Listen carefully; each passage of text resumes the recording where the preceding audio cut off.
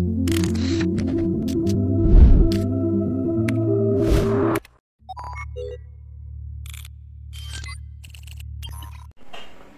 everyone, good day. I am Rusty Algunsay, first year student from DSHM Block 2. The content of this video is all about mastering Microsoft Word Personal Profile Formatting Challenge. Using different font style, font size, alignments, I will also show how to add bullets and numbers, as well as inserting image and properly align them using text graphing. Along with this, I will also show the 10 keyboard shortcuts while formatting the document. So let's get started.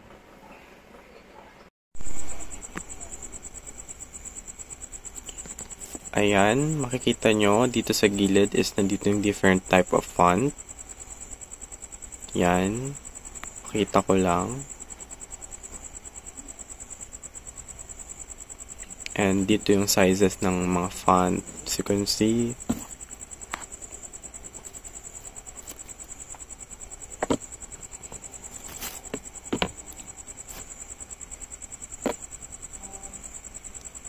and pipili tayo ng font.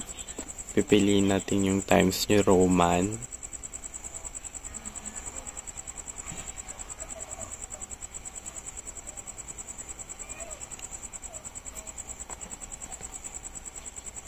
Ayan. And sa size, pipili din tayo. Yan ang different sizes. 11. Yan, try din natin yung 12. Yan. So, as you can see, nag-iiba yung size ng document. And, yan. So, next naman is yung different alignments. So, here, as you can see, copy mo lang siya and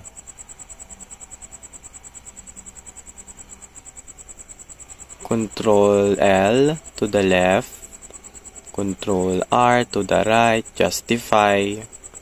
So, try natin. Yan, naka-justify.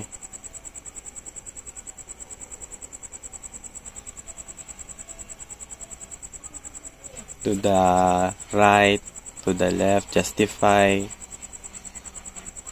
Yan. And also here sa hobbies, try natin siyang lagyan ng mga bullets. So, sa taas lang siya ng alignment. So, you can see different type of bullet. And try natin yung isa. Yan. So, you can see different shapes and format. So, yan. Ibubulat natin sila. Painting, planting, watching movies, listening to music, and eating.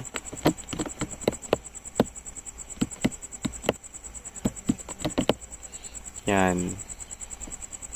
Okay na? Okay. Next naman is paano tayo mag-i-insert ng picture. So, i-click lang natin dito yung picture. Mag-a-add lang tayo ng picture. Wait lang. Dito sa home, mag-insert tayo ng picture. Then, select natin.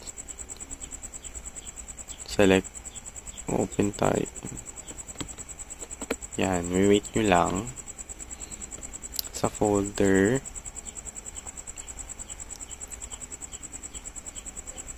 Ito ng image. Yan. Yon. Yan. I-insert lang natin yan. Boom.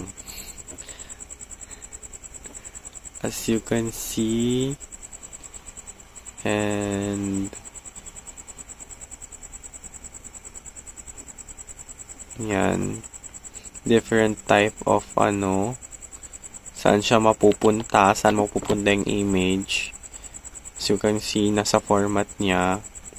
So, i-align po natin siya.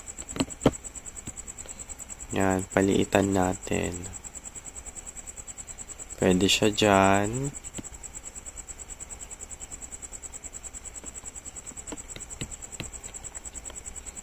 Baliktad. Yan.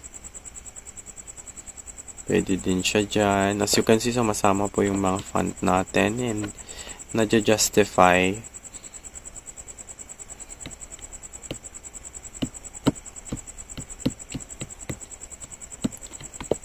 Yan, pag pinalaki.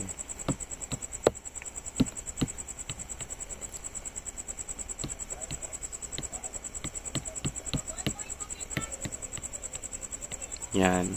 Yan yung maging itsura ng format ng document if nag-insert tayo ng picture. Yan. Here naman, magsisave na tayo ng file. So, susulat lang natin yung document name or yung file name.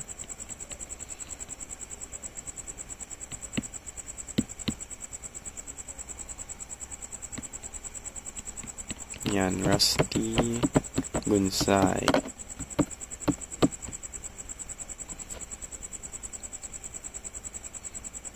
I-download natin siya.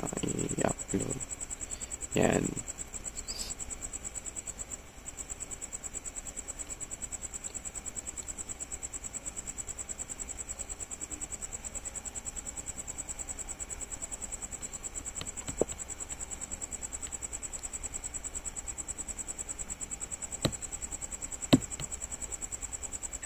Ayan.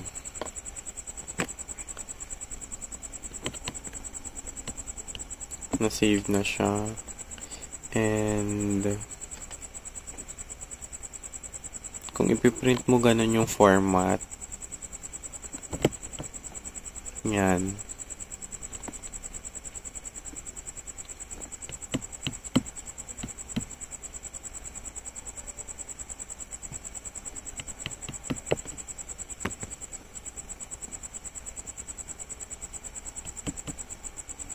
And yun, after that, yun na.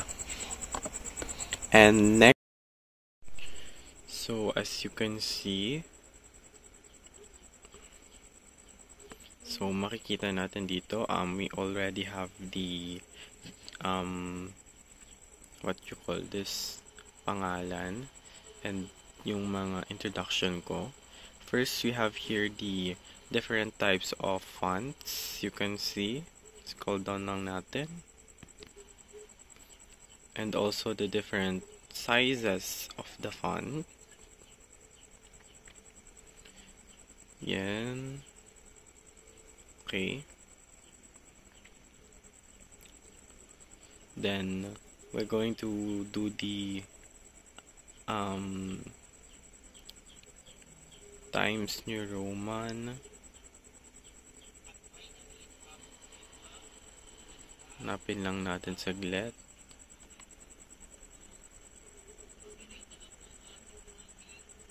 Yan.